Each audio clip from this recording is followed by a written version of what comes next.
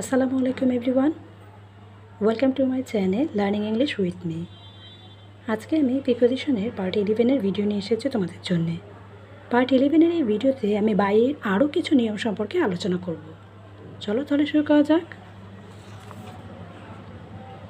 কোনো ব্যক্তি অথবা বস্তুর পাশে বোঝাতে প্রিপোজিশন বাই বসে।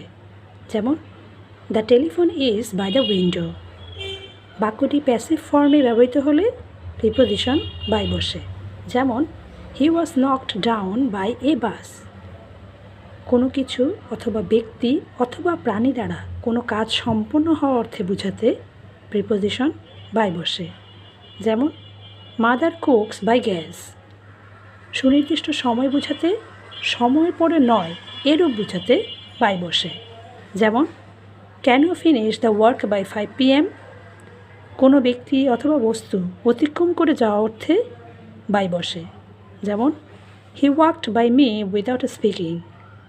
সুনির্দিষ্ট পরিবেশে অথবা মাধ্যমে কোনো কাজ করা বোঝাতে বাই বসে। যেমন we had to work by candle night.